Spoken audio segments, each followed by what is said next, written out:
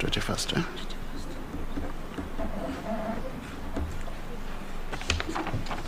Thank you, Mr. Owalo. This is a committee of Parliament, National Assembly, so to speak, chaired by the Speaker, yours truly, and members who will introduce themselves. It's a committee whose responsibility under the Constitution, the law, and standing orders is to interrogate you, to engage you, have a conversation with you, to establish your suitability to occupy the office for which His Excellency the President has nominated you. In so doing, we're going to have an engagement, and I'll tell you how we'll engage after these introductions so that we can move a little faster in the interest of time, because all these processes are time-bound. I'll ask the Deputy Speaker to introduce herself.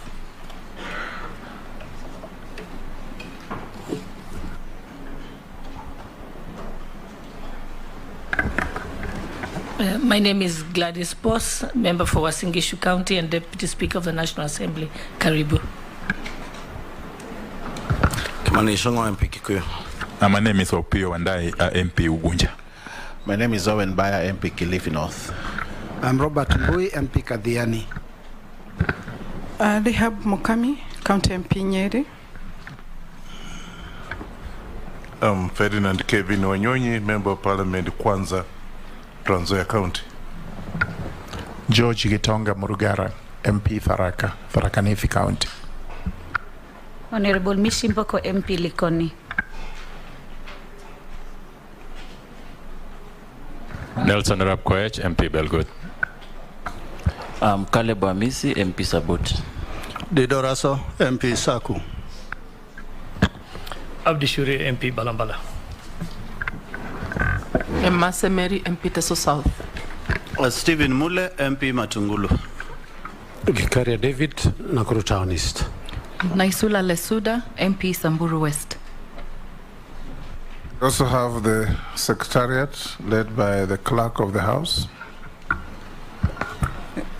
Thank you, Honorable Speaker. Sitting in for the Acting Clerk of the National Assembly, I'm Florence Atenya Bonyo, Director, Audit, Appropriations and other select committees.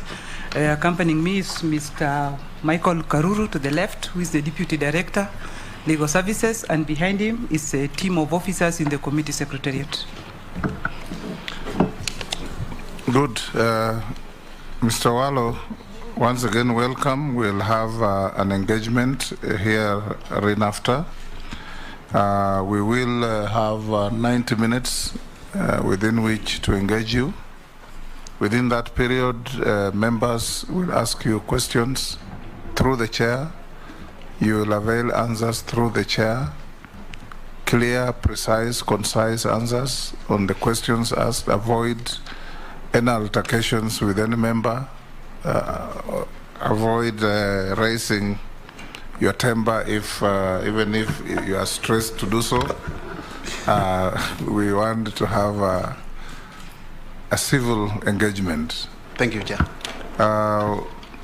Before we start, we'll ask you about some documentations, and once we finish that, you will be given 10 minutes to tell us the journey of your life. Please avoid being scattered and be focused, and tell us what is helpful to the committee.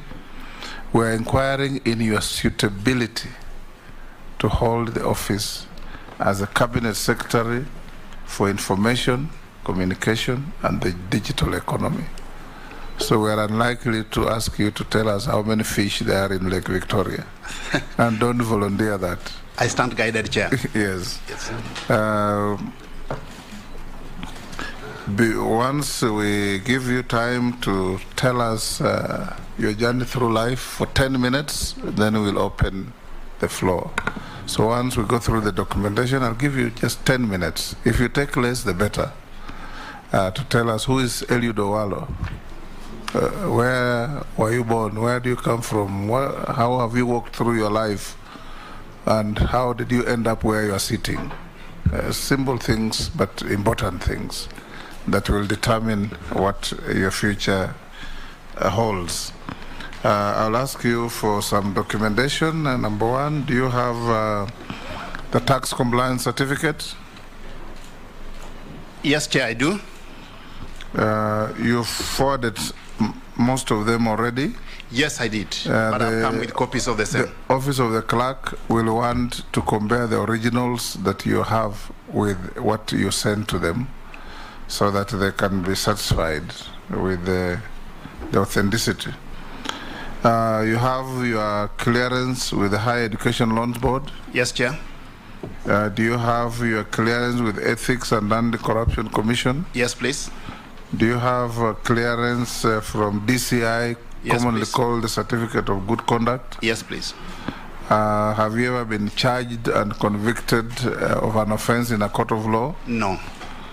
Have you ever been adversely mentioned in any investigatory report of a parliamentary committee or commission? Not at all.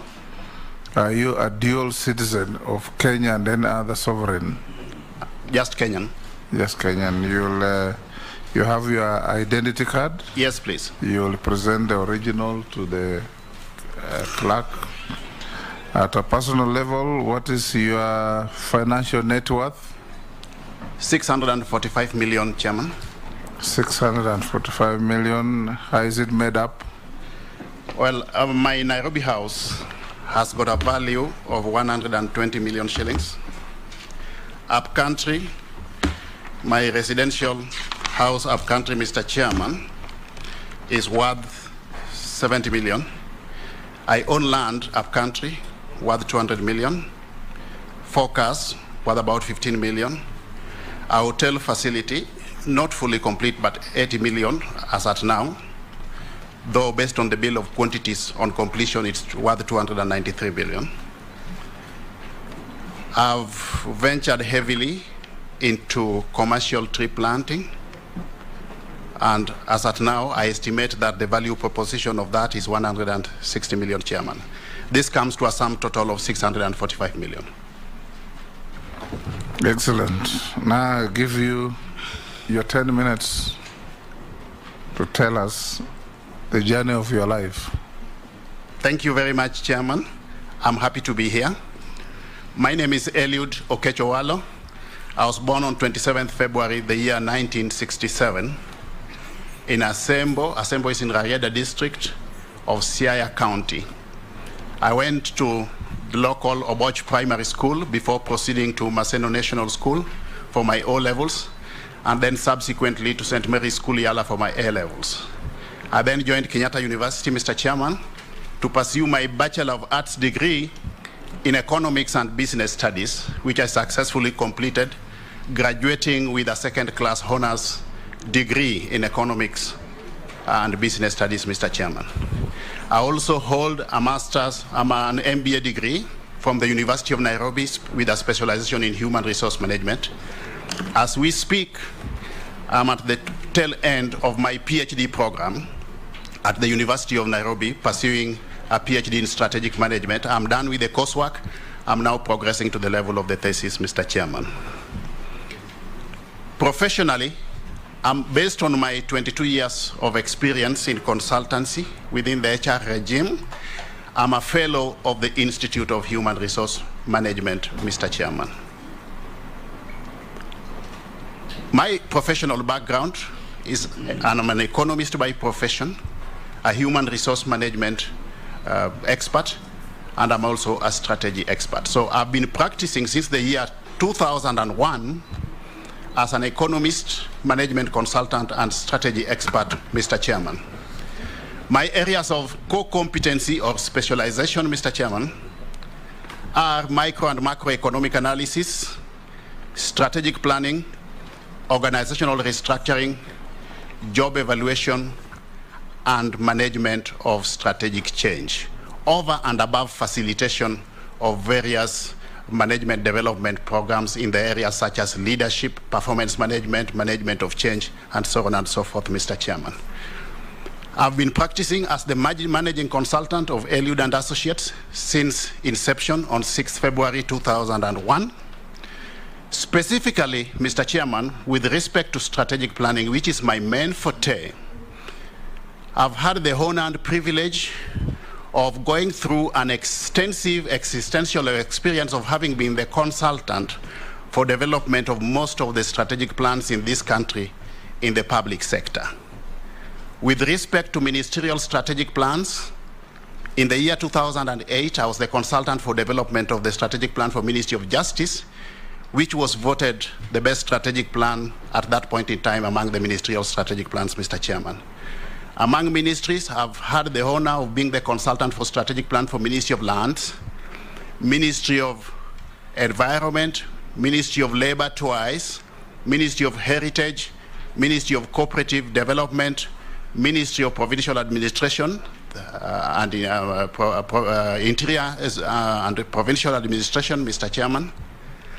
Within parastatals, I've been privileged to have been the consultant for the development of strategic plan and business plan for the Kenya Ports Authority, Kenya Airports Authority in the year 2010, Kenya National Highways Authority twice in the year 2013 and in 2017, the current strategic plan, Mr. Chairman, for the Kenya School of Government, the first strategic plan for KETRACO, that is Kenya Electricity Transmission Company, the first strategic plan for Competition Authority, the first strategic plan for Kenya Trade Network Agency, the first strategic plan in the interest of time, that will do.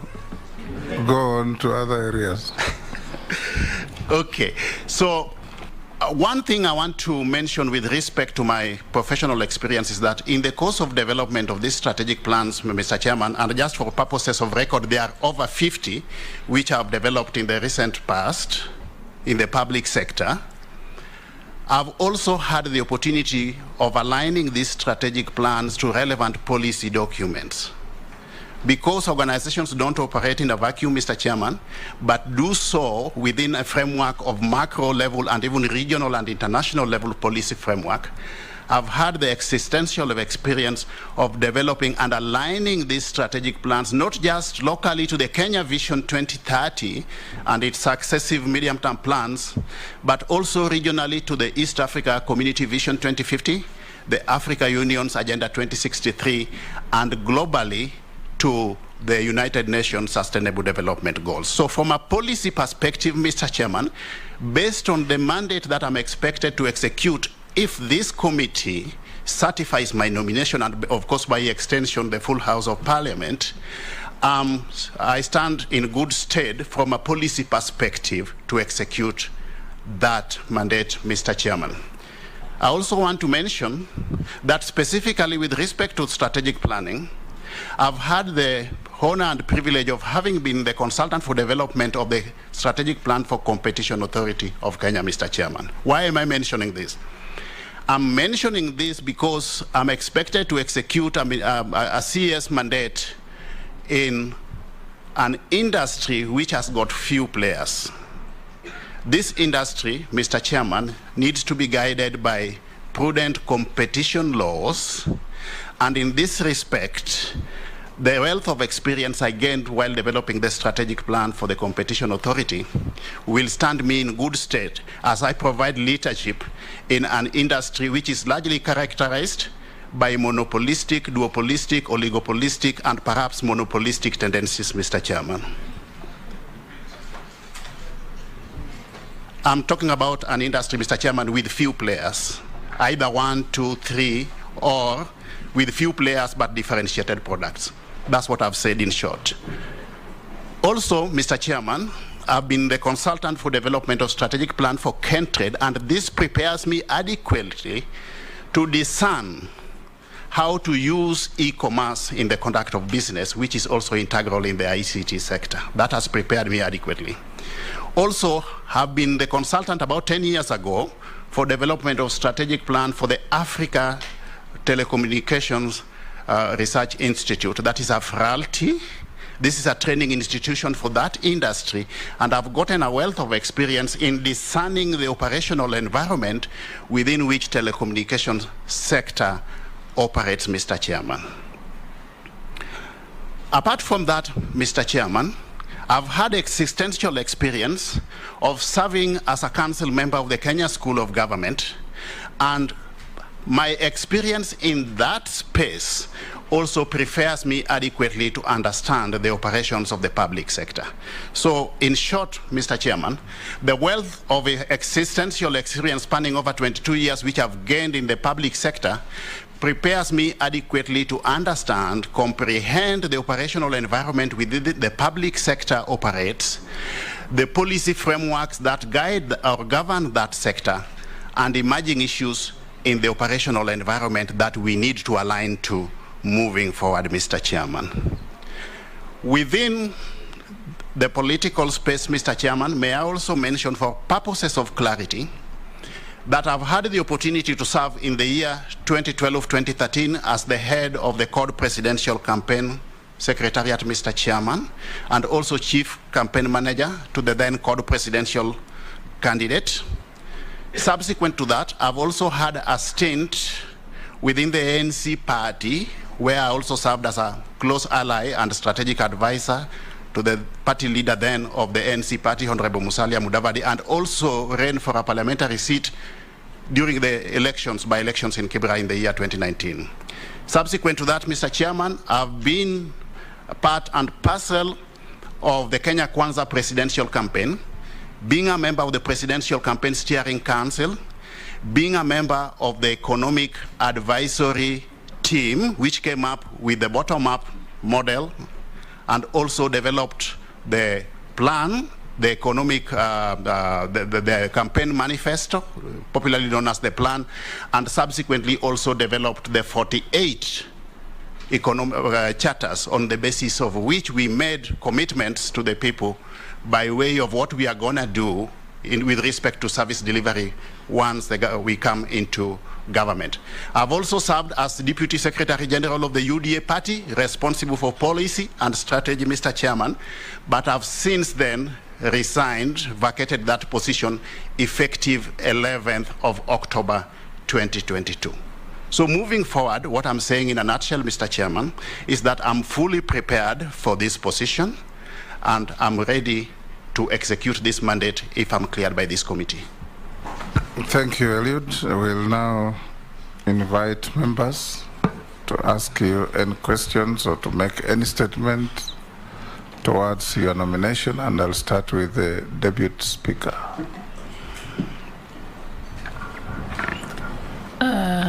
Mr. Owalo, good morning and congratulations on your nomination as for Cabinet Secretary for Information, Communication and Digital Economy. Thank you. I think this is something Kenyans want to know. Yes. I know you know it, but I want you to state it to Kenyans so they can be able to judge your suitability for the position. Yes. As you know, the Kenya Kwanza Manifesto has prioritized the creation of employment for more than 5 million unemployed Kenyan youth. It's also hoped that the business process outsourcing industry would create jobs in places like the Konza Technopolis, yes, which is almost at a standstill at the moment as we speak. Yes. So Kenyans want to know what plans do you have for revamping and accelerating the completion and uptake of the Technopolis and contributing towards the commitment for creating jobs in that industry. Thank you. Thank you for that question. We'll take four questions. Then Okay. you can answer them in the order they came or in whichever order you like. Okay. Kimani Chungwa. Thank you, Honorable Speaker. Speaker, let me declare interest that I worked closely with nominee Eliud Owalo, as he said, in UDA and in the Kenya Kwanza economic team. And I indeed appreciate his varied skills, even in microeconomic analysis. But Honorable Owalo, maybe I'll begin with the microeconomic analysis of your net worth. Yes. You indicate that you have land up country within Siaya County, valued at about 200 million shillings. Yes. I would want to know the acreage, whether it's one parcel and the acreage. 2, you indicate that you have about 200,000 Europhila eucalyptus trees sitting on 20 acres, valued at about 160 million. From basic arithmetics, means you have 10,000 trees per acre. I don't know how practical that would be to have 10,000 eucalyptus trees on per acre.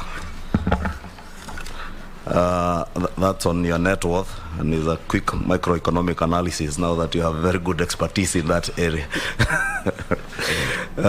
On what you're being nominated for, Eliud, the Postal Corporation of Kenya has leased numerous of its assets across the country. Buildings, land to individuals. I would want to hear whether you may want to review some of these leases and their benefit to the corporation, because this is a corporation that's now on its deathbed. Employees at the Postal Corporation of Kenya are going for months without pay, while numerous of its assets are not deriving value for it. I'd also want to hear your thoughts on the sale of Telecom spectrum, especially in the last 1 year, Telecom spectrum that have been sold, and to the benefit of 2 prominent families in this country, and not to the benefit of the country or the sector that you're going to work in. I think I'll take that for now, Mr. Yes, Honorable Chair. Let me also declare that Mr. Owalo and I both hail from Siaya County. And besides, we have worked previously very closely with Mr. Owalo in ODM. Remember, during those days, Eliud, I, and a few others were what I would call ideological soulmates. And so on that basis that I want to proceed with my question. One, Mr. Owalo, you will recall, during those heady days, some 2 incidents. One is on the 14th of January, 2015. You led a team to Langata Primary School at the height of the controversy surrounding the alleged grabbing of its land by certain private developers or investors. You later addressed the media at the school compound, castigating these private developers, okay? And in fact, you are quoted to have said that these developers had hatched the plot to grab the land towards Christmas Day of the previous year and completed the fraudulent transaction within a matter of days through the connivance of the relevant state organs. What I want to know is, if you still hold the view, very strong view that you held then, that primitive accumulation of wealth and grabbing of public property is something to be eschewed, something to be frowned upon. 2 is on the 16th of July 2013. Remember, you were summoned by the DCI over allegations of a plot to destabilize the then Jubilee government. Okay? And you went on record again to clarify that the summon had been made by a Mr. Cheriot of the DCI, who had wanted you to clarify certain issues. Well, when you came out, of course, you decried this kind of move as an abuse of state power and misuse of government institutions. Do you still hold that view? Thirdly, as I finish, is I have gleaned through your private website. And in that private website, you pride yourself as a market leader in the field of organizational restructuring. I would want to know what kind of restructuring we envisage, particularly with the Media Council of Kenya, which will be under your ambit or purview when you are confirmed. Remember the case of the CEO of this council arbitrarily attempting to throw out a board member, and Parliament had to come in to stop that illegal move. And again, the issue of funding of the council, How is the council accountable for the funds that are appropriated to it? Okay. Finally, is the elephant, the big animal called Government Advertising Agency. This agency has become a tool being used by the state to stifle freedoms, as envisaged under Article 33, that's of expression, 34, media freedom, and 35, the right to information held by the state. It is also being used to punish certain media houses by denying them advertisements. So what are you going to do to reform this area? Thank you. Robert. Yeah, thank you, Chair. I would like I know the nominees are aware that National Assembly had passed the cyber crimes bill, and it was actually assented to by His Excellency the President to become an act of Parliament. Then it found its Waterloo in the courts of law. Now, knowing and noting that the way social media has spread and the kind of things that people are posting on social media, particularly our young children, when they come out of Form 4 and get a smartphone, one of the things that will go out there is to start probably either transmitting information that is not true, that is fake news. Several times they've killed people who are still alive, and also to insult leaders. His Excellency, the former president, did say that he came out of Facebook and Twitter because of those insults.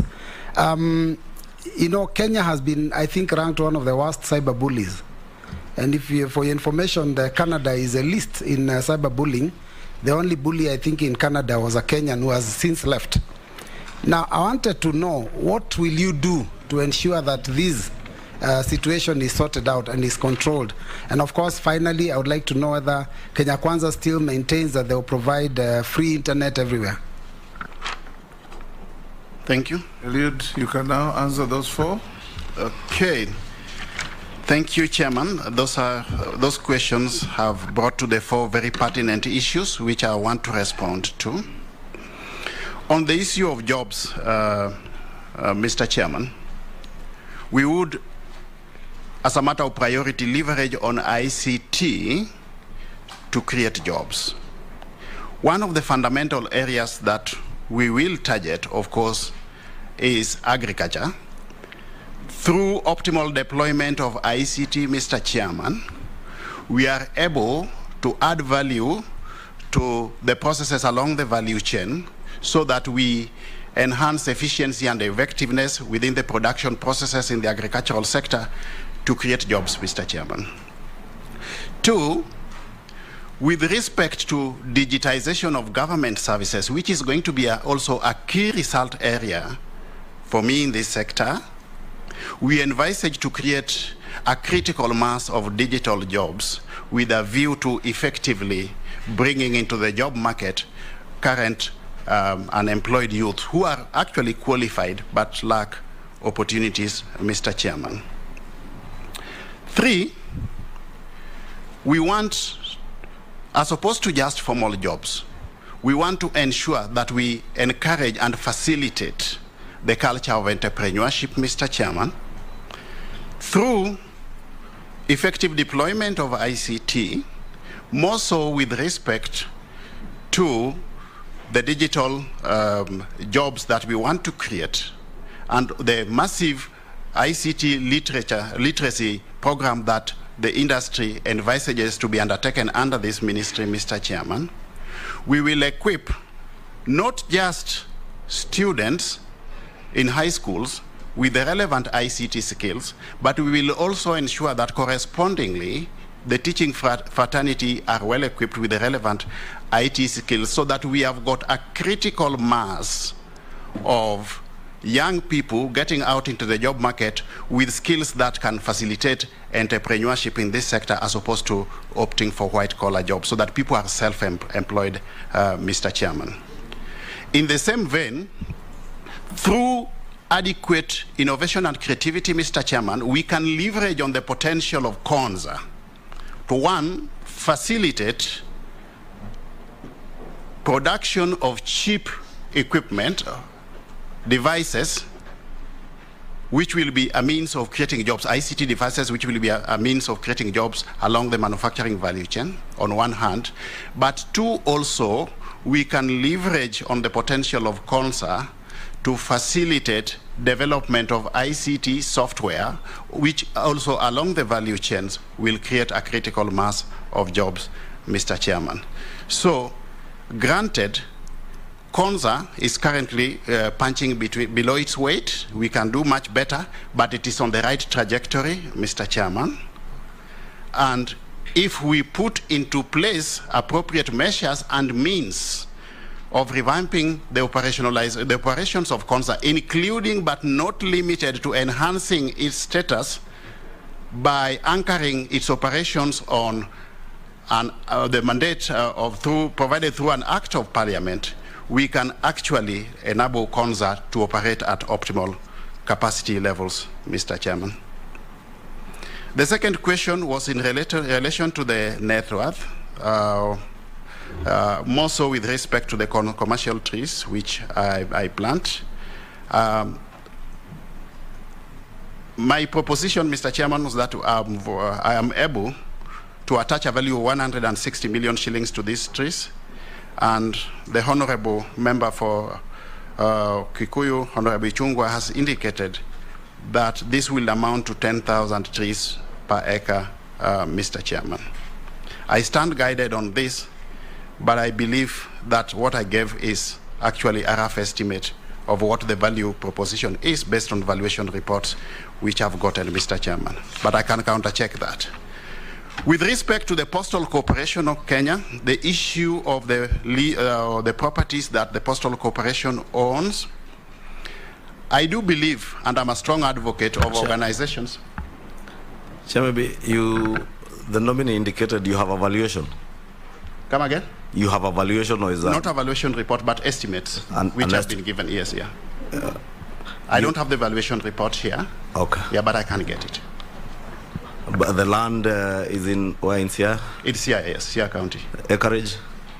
Acreage is over 200 acres. You're out of order, Honorable Kimani. Okay. You have to do it through the chair. Yeah. You're just engaging the witness. Okay. The acreage is over 200 acres. Sorry, because I had asked the specific questions and it was not answering specifically, because I had asked the actual acreage. Yes. And the trees, I had indicated it would average 10,000 trees per acre, which if you try and squeeze 10,000 trees on an acre, they will not fit. Perhaps I need to look at the whole, re-engineer that whole space with respect to the statistics, Mr. Chairman, but the acreage is about 200 acres, out of which, as we speak, about 20 acres is on Europhila trees. But I can actually counter-check this fact and get back to the committee at an appropriate time. On the issue of Postal Corporation owning properties which are underutilized, from a private sector perspective, I'm a strong advocate of organizations concentrating on their core business, Mr. Chairman. And perhaps this could be an avenue of diversifying the revenue stream if we could get certain partners of partners from the private sector partnering with Postal Corporation to develop some of these properties instead of leaving them idle. This could actually be a means of diversifying the revenue streams of Postal Corporation, Mr. Kenya. On the sale of Telecom, one, my understanding is that Telecom holds a critical mass of strategic ICT infrastructure that serves various facets of our Kenyan economy, Mr. Chairman. Strategic in the sense that some of these are critical factors or critical services within the government ecosystem. As much as Telecom had gone private, it would be prudent that as much as we advocate for privatization of entities, this should not compromise national security, in my understanding, Mr. Chairman. This is something that I believe the National Treasury, which holds shares in that entity on behalf of the Kenyan public, took into due consideration. And I promise that if I'm successful at this stage upon assumption of office, I'll quickly consult with my counterpart at the National Treasury so that we get a feasible way forward on the issue of Telecom, while not at the same time negating the principle of privatization, which I hold very dear, Mr. Chairman. Now, on the issue of my ideological orientation, the honorable member has mentioned that on the 14th of January 2015, I raised issues with the grabbing of Langata Primary School land and whether or not I still hold the same position. Now, I'm a strong believer in good governance, Mr. Chairman, and the issues that I raised at that point in time perhaps brought this issue into the public domain. I believe that these issues are now before the courts of law, and we need to wait for our judicial system to bring this to a logical conclusion, Mr. Chairman.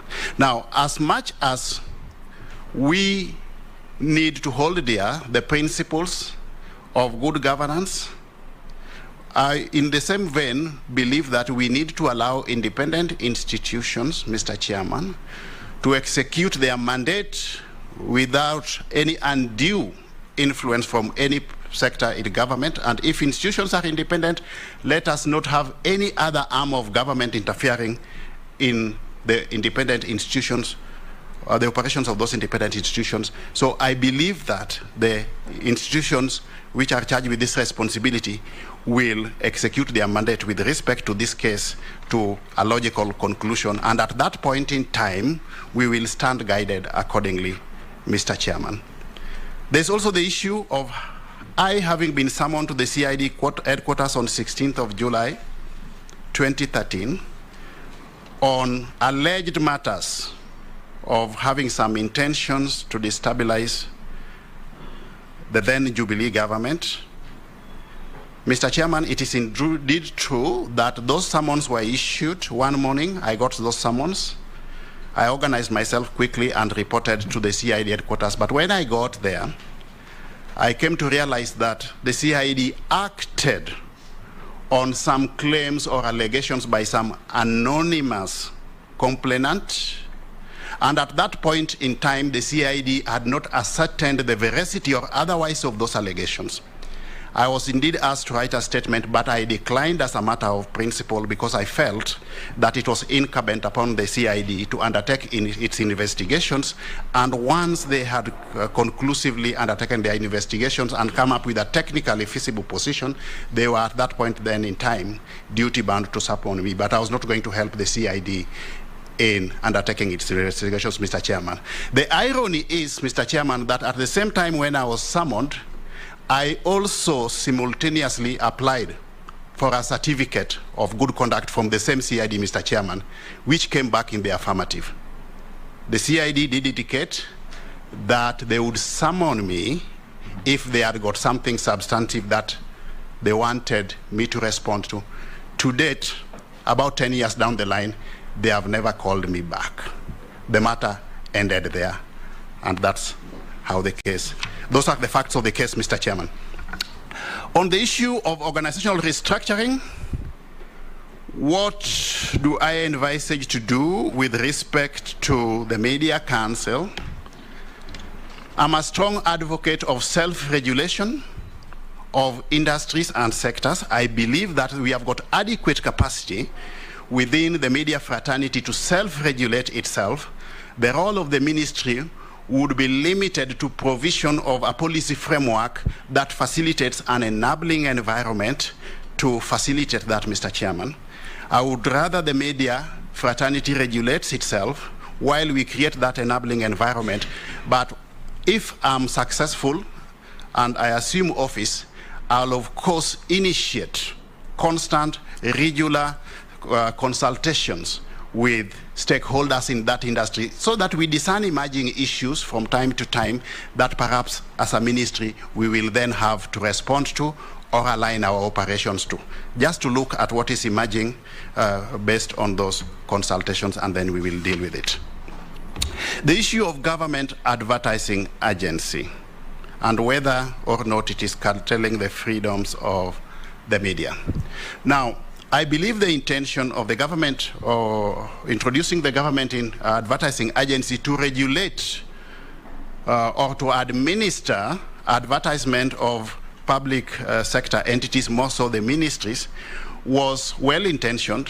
In my understanding, the intention was to ensure optimal utilization of budgetary provisions for advertisement.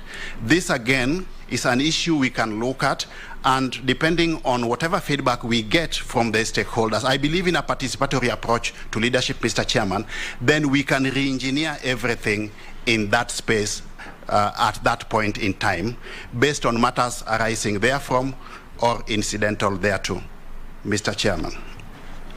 On the issue of computer misuse and cybercrime bill, and of course the whole space of social media and whether or not we should regulate social media in conformity to the laws, fundamentally, as a matter of principle, I believe in personal discipline and self-regulation. That is the starting point. As a matter of courtesy, we know we have got the national values which all of us are incumbent to align to. We need, first of all, to sensitize ourselves on these national values so that all players, the social media included, act and exercise their freedom of association with utmost responsibility. I would, however, as much as we have got the laws and regulations, not a strong proponent of curtailing media freedom. But the way forward is that within the confines of the law and based on the output of stakeholder forums that I intend to initiate, we should be able to develop a common position on the way forward. But we have got the Computer Misuse and Cybercrimes Bill 2018, which actually gives adequate provisions for governing the operations of this space, Mr. Chairman. Subsequent amendments have also been made to propose to this bill through the Computer Misuse and Cybercrimes Amendment Bill 2021.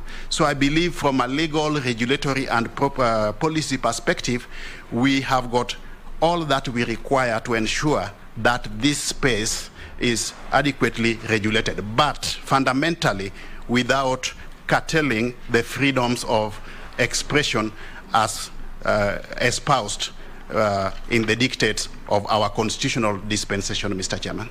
Thank you. I'll take Owen Bayer, I'll take Mary Masse, I'll take Raso, I'll take Mule and Naisula. Yeah? You want to go the most? Okay, Owen. All right. Let me step you down. Okay. Give to the Honorable Dawood and Raso, they want to go to the most. You want to ask questions and wait for answers, or then it will make no difference? We want to do this and the answer. I thought you want to throw in a question and leave us to take the answers. Okay? Then, okay, I'll give you. Thank you. Thank you. I'll give you with Raso and Mishi. Yeah. Mishi, you also want to go to the mosque? Yes, Friday. It's Friday today. Yes. You finish, then I can excuse you as we go on with the rest. Oh, and I hope you don't mind. Matters of faith are very sensitive. Thank you, Mr. Speaker. Thank you very much. Let me congratulate the nominee. Your predecessor, C.S. Musheru, introduced the Ajira program, which has not gone out to all constituencies of this country. In your position, if you are confirmed, do you think you will continue with that Ajira program and expand it, or you're going to do something more radical than what C.S. Musheru did? Secondly, regarding internet connectivity, I remember the President Ruto talking about internet connectivity for the whole country. How will you achieve it, and are you thinking of doing it? Thank you. Thank you, Mr. Speaker.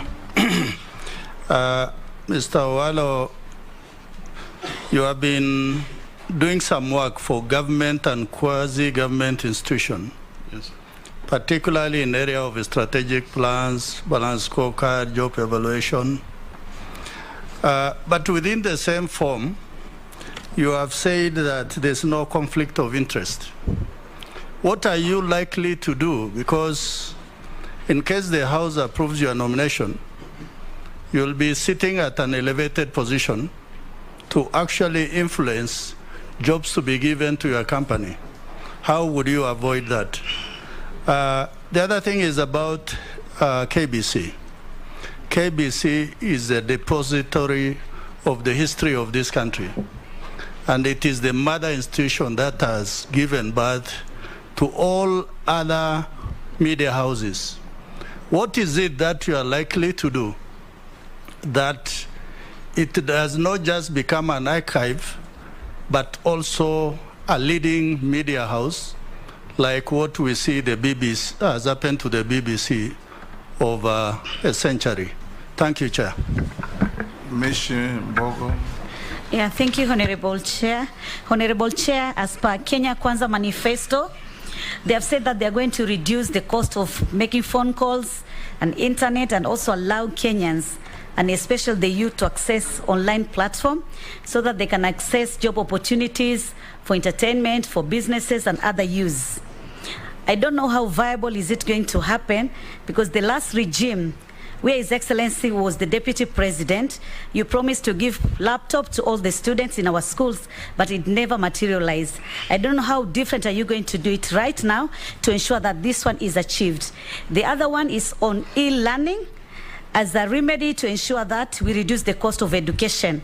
But I would also want to hear whether you're going to extend this in terms of adult education centers, where so many Kenyans who could not access education during their early ages, now they want to be literate.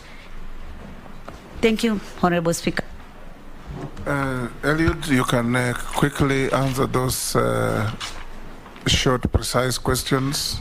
Okay, thank you, Mr. Chairman. The Ajira digital program is a fundamental and, in my view, very feasible proposition. Yes, we will continue with it because it is actually a mechanism of leveraging on our digital platforms to create jobs for the youth.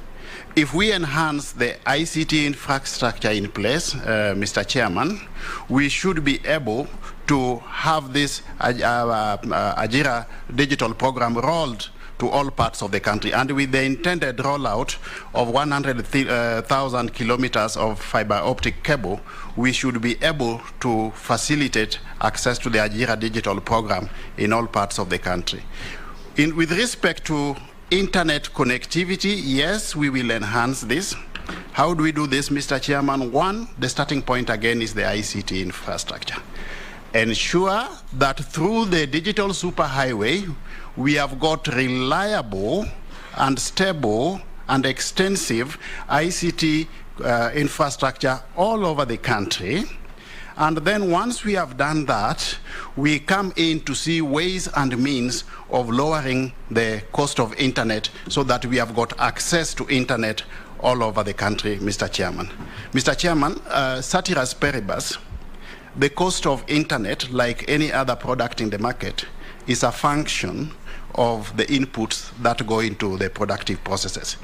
If we lower the cost of ICT infrastructure, we should then be able to end up with affordable internet everywhere, up to the village and even the household level, Mr. Chairman. On the issue of my hitherto extensive consultancy experience within government and SAGAS, and whether or not or how I will handle that moving forward, Mr. Chairman, I strongly subscribe to the principles of good governance.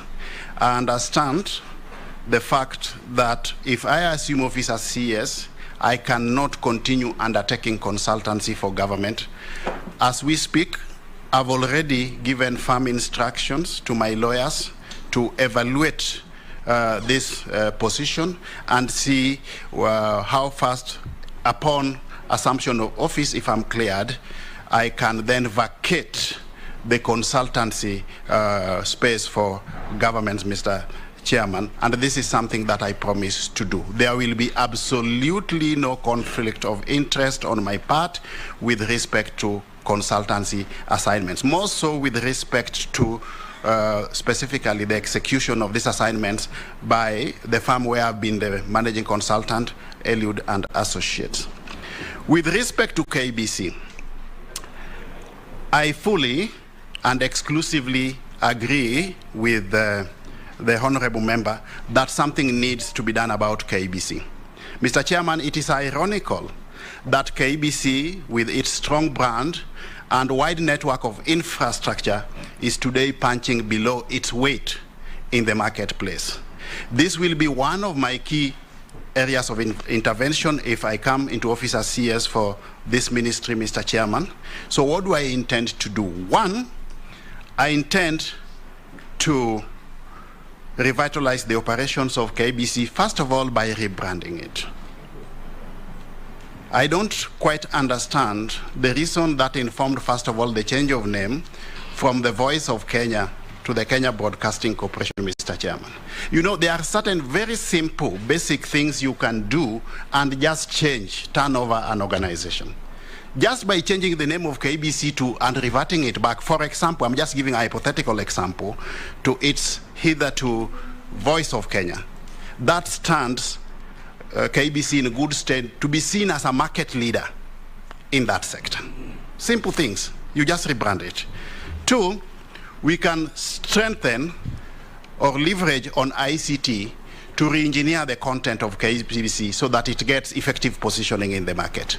Three, we need to revitalize the infrastructure of KCB so that it is in tandem not just with market needs, but also benchmarked with global best practices in that industry, Mr. Chairman. Those are some of the interventions, and I promise, without fear of contradiction, Mr. Chairman, that the issue of KBC will not just be one of my thematic areas of key result areas of intervention, but I would also want to be held accountable by virtue of having a very clear performance indicator as far as turning KBC is concerned. The issue of cost of internet and creation of jobs, yes, I believe I've answered this, but I can just come up again and give more value proposition to my earlier answer. If we enhance the ICT infrastructure and ensure that we have got adequate skills through the digital literacy program, not just for the students, but also the teachers and also other market players, such as the health sector and the public at large, we should then be able to leverage on ICT to enhance efficiency and effectiveness in our production processes, not just to bring down the cost of living, but also to create jobs, Mr. Chairman. Issue of laptops, yes, this is something that I believe is doable, and if in any case we will do it. Through the Konza Metropolis, Mr. Chairman, there is already a rollout of distribution of these laptops to school. But it is not just an issue of distribution of laptops. It must be in tandem with simultaneous undertaking of a massive e-literacy program at all levels, Mr. Chairman, so that the demand in the market is responded to, Mr. Chairman. The e-learning for adult education centers, this again, just the same way we are going to have the digital villages targeting the youth, we can equally do the same for the adults, Mr. Chairman, so that we really have a truly digital economy without unnecessary segmentation of that marketplace where we have some lopsided interventions where perhaps only the youth are benefiting, but we leave out the adults, Mr. Chairman. So yes, it can be done. Thank you, Eliud. Owen? All right. We can release... yes, sir. Mary, I'm very clear what I'm doing, Mary. I had given Owen Bayer, yourself, I was going on, then they raised the issue of going to the mosque. So now I'll give to Owen, you, Then I'll give to the team at the back. I'll give to Naisula, Gikaria, and Mule. Please ask one question each so that we manage our time well. I think the gentleman is doing reasonably well. Okay. Thank you, Speaker and Chair. My question on Nigeria has been responded to, but I would like to focus on something you said when you were telling us about yourself. You said you're an expert in organizational restructuring and strategic planning. And in that vein, you showed us how you have been involved in almost all ministries in this country, developing the strategic plan, strategic planner ideas about how to carry out some work. But seemingly, having said you did all that, this government, the past government, past regimes, didn't seem to have touched the lives of people, despite your infusing those ideas. And the cost of life went high, cost of living went high, everything else didn't go right, and yet this government seemed to have been exclusively operating on your ideas. What value do you bring to the new government? What is it, what new ideas do you have that will permeate government and make life better, reduce the cost of living, make life good for Kenyans? And what went wrong despite your ideas? Thank you, Chair. Mary. Well, thank you, Speaker. Through you, the nominee, one of the other pledges that we gave to the Kenyans through the Kenya Kwanza pledges was the mainstreaming, was the need to mainstream the development of arts and culture. I'm talking about theaters, music halls, art galleries, into the infrastructure development program. We all are aware that we have a lot of talent out there. And to the members, I know each one of us has had to support an artist. Where I come from, they go and record music in Uganda. So my question is, as Cabinet Secretary, what are some of the areas you'll prioritize, and how will you address the challenge of funding the infrastructure projects to unlock the potential of the creative economy? And I offer you 5 acres of land in Teso South to start one for Busia County. Thank you. Yes, Naisula. Thank you, Chair. Mr. Owalo, how do you facilitate the inclusion of students from the rural communities or those that are in far-flung areas who don't have access to modern technology and internet connectivity, just so that there is equity?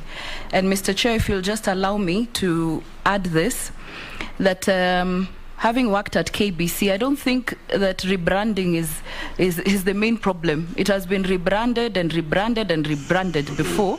I don't think that is the main challenge. You might have to relook at it. But I want to also hear about the staff. You have to look at their motivation when you look at promotions, their salaries, just so that KBC is not only an incubator of good talent, and then they move to the private media houses, but you should actually aim to retain the great talent that is at KBC. Good. Yes, thank you, Chair. I am impressed, Mr. Owalo, by what you've done for on the aspect of the pro bono. You know, sponsoring Gor Mahia, AFC, and others. How I wish that that amount of money would have been used at these small clubs in Siaya village for you to be able to, to tap talent. Because, as you have said, and I've seen some of the articles that you've written on how the government should come in and save AFC and Gor Mahia, which is something that is okay. But how I wish you would have gone down to the village. And my question is about if we digitalize services, government. When I was doing my course, we were told as we also digitalize, then the aspect of cutting employment is also very huge. As you digitalize, then you reduce the number of employment, because if things were done manually, you could see how the number of employees, and yet Kenya Kwanza is there to create opportunities, job opportunities, and to reduce the unemployment percentage. So how are you going to balance as you digitalize vis-a-vis, killing job opportunities that are brought by that? Thank you. Mule. Thank you very much, Speaker. This goes to the nominee, and my question goes by what is in the public domain, which is the unearthing of state-owned fiber optic network project, whereby the lender, who is Exim Bank of China, is said to be in debt of 21 billion Kenya shillings, and the access of the project documents, contracts signed between locals and international, has been an opaque and has not been very clearly exposed to the public. As a cabinet nominee, will you be in a position to give us a clear openness on this project, together with device management system being installed in communication mobile for Kenyans, which might lead to serious surveillance of Kenyans without their notice? I know you might not want to comment on this because it's an issue between the Communication of Kenya and the Supreme Court, which they need to pronounce themselves. But your view as an expert of management, are these realities, when you, if you are confirmed by this committee, to bring to light these two kind of projects to Kenyans to make sure that we are safe? Eliud, I think we can take the remaining 5 so that you can answer all of them. Okay. Where questions of overlap, you I just harmonize, yes. Yeah, you harmonize. Yep. Amisi, then Kosing, then George, then Ferdinand, then Mukami. Thank you. One question each, please. Yeah. Thank you, Chair. The nominee, you started by describing the various types of markets, from the monopolies or oligopolies, and touching on monopolies that have controlled the market here in Kenya. Most citizens become suspicious of the monopolies that exist because they basically cause inequalities, and they wield a lot of economic power. They exploit, factors of production, labor and capital to the disadvantage of the other new entrants. Do you think it is a common threat to telecommunication in the near future and even in the media? Because when you focus so much on one state media to the disadvantage of the other, in a very highly competitive global environment, is this a threat, monopolies?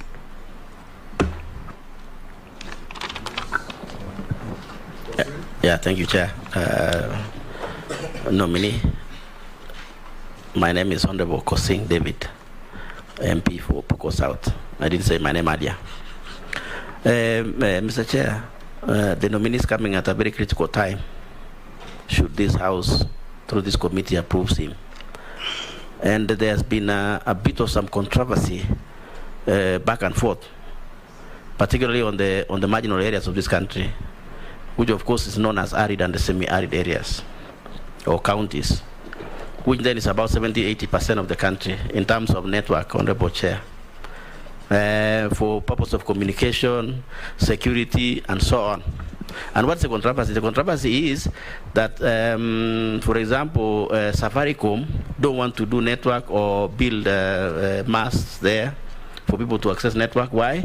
They think that it is not economical, because then people cannot, or maybe they cannot get enough money from the people living around there for purpose of communication. And therefore, Celtel, Telecom, and Safaricom are not interested about this area. 70% of the country.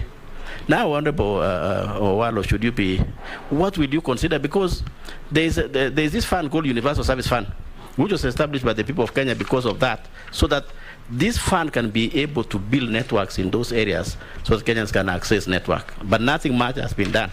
What will you do in your 100 days? Will you promise this house that in your 100 days, because millions of those Kenyans living in those areas now are listening to you and watching and saying, what will you do? Will you take that one as one of your performance contracts from ourselves, from myself on behalf, and say you will be able to take this fund to where it is supposed to have been working, which is those areas which people consider uneconomical, and yet there are people of Kenya living there.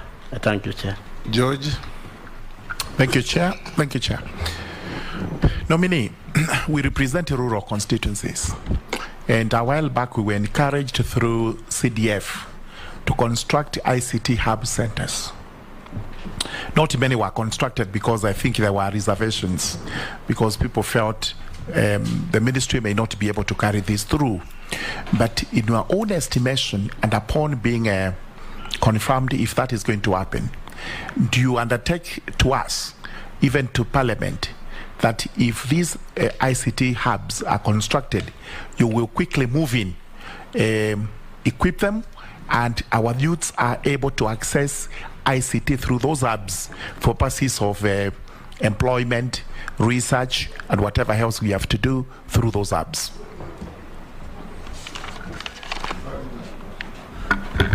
Of Kwanza. I see.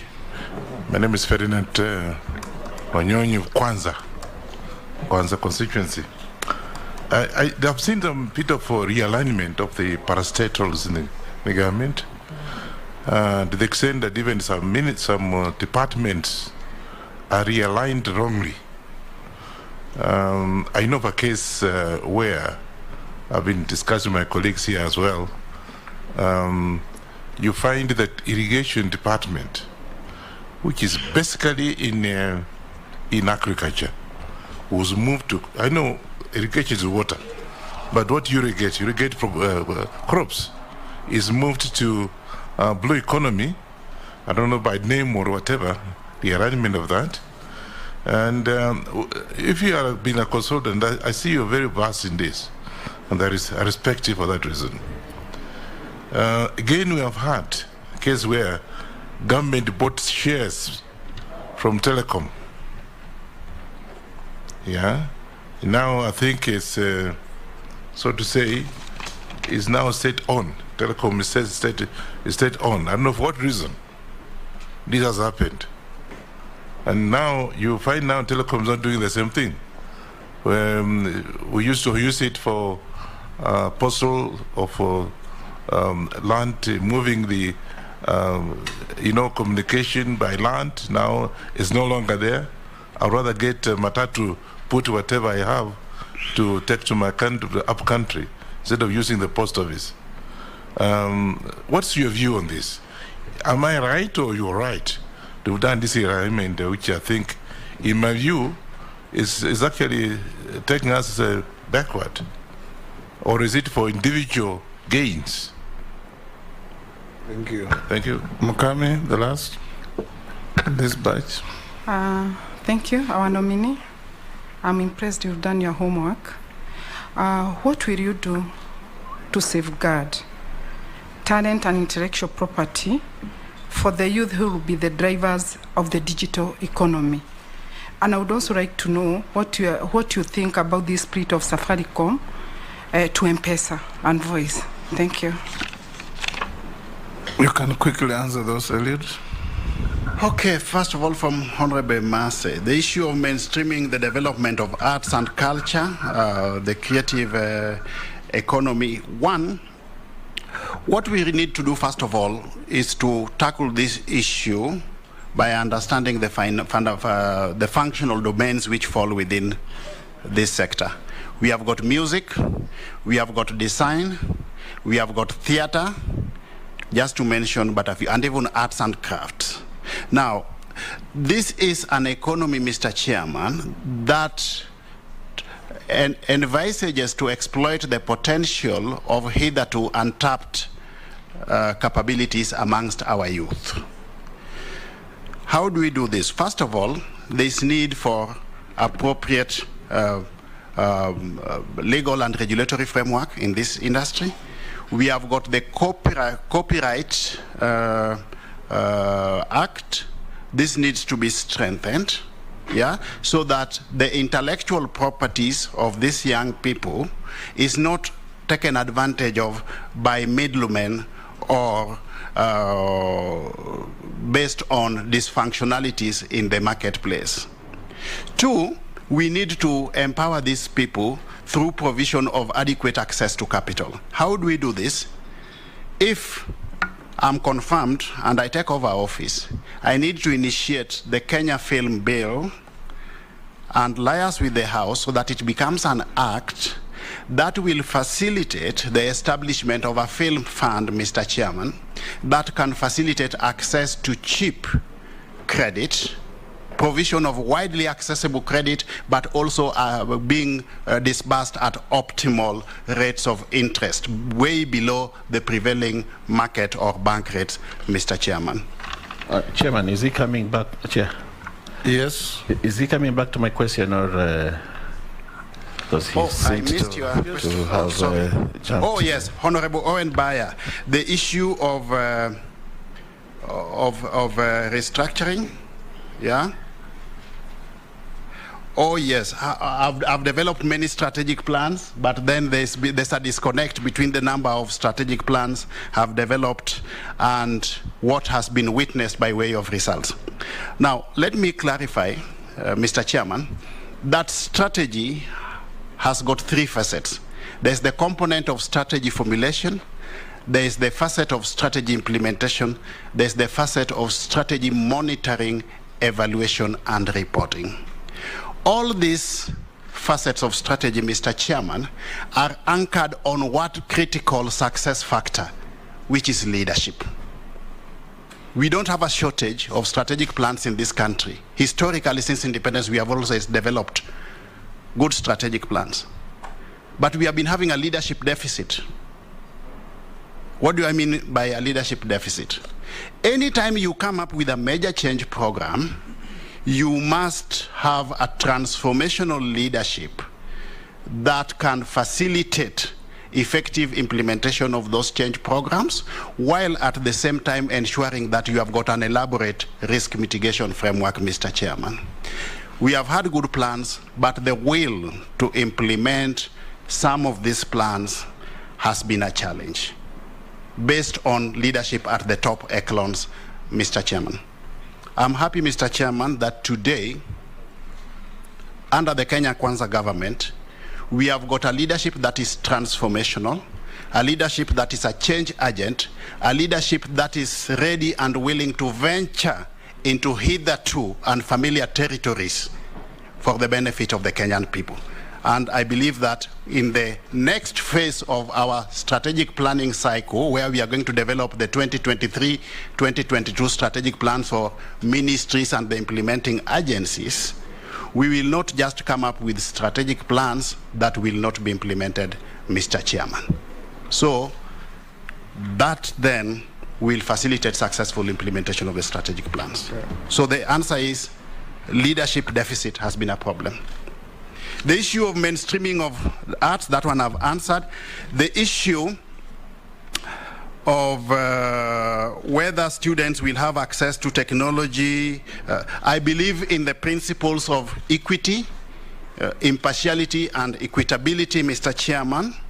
We are going to enhance the ICT infrastructure indiscriminately to all parts of the country, so that we have got adequate ICT infrastructure in every village up to every household, Mr. Chairman, so that our ICT functional domain can contribute to the extent of the envisaged 10% of the GDP, Mr. Chairman. Issue of KBC, yes, I agree with Mheshimiwa again that we need to look at staff motivation. My position on this is as below, Mr. Chairman. One, the remuneration structures in government are largely regulated by the Salaries Review Commission. But as a consultant, I believe that our remuneration architecture should be informed by an objective job evaluation exercise, whether it is done by SRC or any other private sector provider. But the guiding principle should be the ability to pay. If KBC was turned around through an effective turnaround strategy and it became viable, feasible, and has the ability to pay, nothing stops you from telling SRC that, look, these are the salaries and remuneration levels that you are proposing to enable us attract and retain the staff that we already have. We want to benchmark our salaries and benefits levels with the prevailing market rates, and we have got the ability to pay. SRC will not stop you. The only problem we have in the public sector, Mr. Chairman, is that organizations rely, or largely, parastatals rely largely on the exchequer for purposes of funding. We need to move away from that space so that we become creative and innovative by way of exploring new and more viable means of resource mobilizations, anchored on an appropriate and elaborate innovative resource mobilization strategy, Mr. Chairman. Of course, backed up with diversification of the revenue streams. Issues of sponsorships, which I've undertaken over a long period of time to our sporting fraternity, Gor Mahia, AFC, and the like. Yes, I agree with you fully and exclusively that we need to cascade this down to the lowest levels. Just yesterday, I was having a discussion with my counterpart nominee for sports, Honorable Ababu Namwamba, and this is something that we want to pursue together, Mr. Chairman. I've got a lot of passion for sports and development of the hitherto untapped youth talent. As to whether or not digitization will lead to the cutting down of employment, I think that is the traditional thinking as opposed to the innovating thinking, Mr. Chairman. We can grow the two hand in hand by leveraging on technology while at the same time exploiting that potential to create jobs. It's a question of how creative we are. Let us not deploy the traditional approach that where there is one additional computer, one person must go home. On the issue of fiber optic network, as to whether or not, or the issue of Exim Bank of Kenya having been a lender through an opaque system, I would seek indulgence of the House that you allow me, if I'm approved by this committee, to get into the House so that I hold adequate consultations with my counterpart at the National Treasury at that point in time, so that based on the principle of collective responsibility in government, Mr. Chairman, I'm not coming up with a proposition before this committee that will not stand the test of time. On the issue of monopolies and whether or not... Yes, Mulder. Thank you. Why don't you let him finish, then you seek your clarification? I just want him to finish one for all because something... Oh, okay, fine. Okay. On the issue of monopolies and whether or not that can cause disproportionalities in the market space, Mr. Chairman, my stand is that the role of government is to put in place an enabling policy and regulatory framework that ensures that we have got a level playing ground in the marketplace. Once that is in place, then it is incumbent upon each and every player in that space to exercise its strategic agility and maneuverability for effective positioning in that marketplace to attain both comparative advantage and competitiveness. So I would really not want to go or buy the argument that monopolies will lead to market efficiencies, and therefore we need to go a step further and curtail strongly performing organizations so that they come to the same level with organizations which are inefficient. Organizations have to be creative, innovative to survive. And in that operational environment, Mr. Chairman, it is cutthroat competition, and it is incumbent upon you as a player to cut your own niche in that operational environment. Ours is to provide an enabling legal, regulatory, and policy environment as government. The issue of semi-autonomous areas, yes, as to whether or not we will extend the ICT infrastructure into those places, yes, and we will actually leverage on the Universal Service Fund, yeah, so that we utilize the resources available within that basket to extend the ICT infrastructure to those places so that we have got some equity and equitability in the provision of ICT infrastructure, Mr. Chairman. The issue of constructing ICT hubs or centers, this will be cascaded down to the lowest levels, Mr. Chairman. We will continue with this. It is already work in progress, and we will continue with this to the lowest levels of our operations, of the bottom of the pyramid, so that as we extend this, it is also in tandem with our bottom-up economic proposition. The issue of realignment of government functions with the mandates, functional mandates of the ministries. Executive orders, Mr. Chairman, are not cast on stone. They are developed by human beings. As and when there is an anomaly detected, yeah, within what the functional mandates of various ministries espouses and where the implementing agencies are domiciled, these can always be relooked at. In fact, as I speak, ourselves as cabinet nominees, we have been asked already just to look at the executive order and propose any value proposition based on these functional mandates to facilitate effective alignment. So this can be done, it will be done, and it has always been done, Mr. Chairman. The issue of Telecom as to whether we are reverting to state ownership, I'm a strong believer that the work of government is to provide an enabling legal and regulatory framework as opposed to competing with the private sector in business, Mr. Chairman. But for strategic reasons, which I had mentioned earlier, we also need to recognize that Telecom Kenya has at its disposal or within its jurisdiction a critical mass of strategic infrastructure. That space has to be looked at from various facets of government, not just the ICT ministry itself. It has got to be looked at from the National Treasury, from the Ministry of Interior, and again, based on the principle of collective responsibility within government, I promise that if I assume office, I will discuss and get to a level playing ground or develop a common denominator with my counterparts, and we will come up with a feasible way forward as far as Telecom is concerned within the short run. The issue of safeguarding talent and intellectual property, I believe that answered that again. We need to strengthen the legal and regulatory framework. I've talked about the enforcement of the copyright law.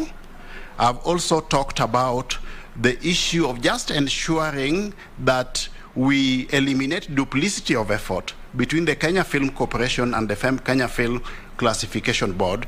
Through a relevant bill taken to Parliament, Mr. Chairman, we can actually, in my view, end up with one entity that can take care of the whole of that space while charged with the mandate of ensuring optimal exploitation of the talent that we have amongst our youth on one hand, and also through the establishment and operationalization of a Kenya Film Fund, ensuring that we have got adequate provision of finances to these young people on the other, Mr. Chairman. Thank you. Chairman, through Chairman, spirit of Safaricom. You see, Mr. Chairman, there are very basic but fundamental economic principles that we need to conform or align to in the private sector. Safaricom has got two main facets. There's the telco side and there's the finance side. The telco side will largely be regulated by policy formulation from the ICT and Digital Economy Ministry. On the flip side of it, the money side, based on the law, needs to be regulated by provisions of the CBK Act. I believe that to facilitate effective regulation, this is what has informed the envisaged split between the two functional domains, Mr. Chairman. Yes, Mole. Thank you. Probably, nominee, you need to understand my question is coming from the basis whereby the national government want to do connectivity for the entire country, and the county governments, or the 47 counties, whereby we have the national optic project. Yes. The issue is this. We need to open up this program to Kenyans, and then Kenyans to understand, whereby we are linking it up with the device management system, that is the DMS, which will likely going to monitor whichever call you will make, whichever call I'll make, whichever call Wanjiku will make in this country, and that amounts to discrimination on conversation between Kenyans, and start monitoring Kenyans. What are your thoughts as the CS ITC? Secondly, also, I'm not opening any round two. Yeah, you're not. Answer the questions. Thank you very much, Chair. Chair, now, clarification, Chair, is important. Yes, proceed. You know, Chair. Proceed. Yes, thank you, Chair. You know, we are here also for people. That's why we are betting. And as representative of the people, I didn't get my answer properly about the network, Mr. Chair. Poor network. Poor network. No, really not. I agree, poor and even no network. Non-existent network. Non-existent network in the entire pastoralist areas. An example, so that people don't think that we are talking from nowhere. If you go, like, for example, Tiati, there's no network, and that's why there's insecurity. If there was network, maybe we could have even gone to those areas. Baragoi, the entire come to Marsabit, and entire northern chair. It seems maybe the nominee has never been in those areas. Maybe that's why maybe he might not understand how it is happening. So what is his opinion or take as he might come in if we approve him? Okay, quickly. I think the approach should be, if you get this job, yes, what are you going to do to have 100% coverage by all these networks across the country? Yes. Yes. That is what you want, isn't it? Yes. Yes. One, as a ministry, so that I pick up that question quickly before I refer to the former, we will ensure that there is adequate ICT infrastructure in these areas through the envisaged 100,000 kilometers fiber optic network. That is one. Then two, we will engage the players correspondingly, the market players, to also ensure that they entrench their services to these areas. If the two go hand in hand, we'll be home and dry. It's as simple as that. Okay? That's why we are coming in as change agents to do it, Mr. Chairman. Let us not be captive to the past. We are coming in. Don't exchange with him. I'm addressing you, Mr. Chair. Yes. That's why we are coming in to bring about change, Mr. Chair. My apologies. Yeah. We cannot be captive to the past. We are coming in to offer transformational leadership that is going to introduce radical change, so that we are not captive to the status quo. And we will do it, Mr. Chairman. The second question was the issue of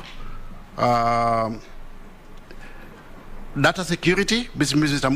Mule rest. You see, there's the issue of the Data Protection Act on one hand, and the Computer Misuse and Cybersecurity Act on the other, Mr. Chairman. One, the Data Protection Act, among others, is meant to facilitate a situation where data in the hands of the market players is not abused or misused, and the provisions are very clear. So we need actually just to enhance that.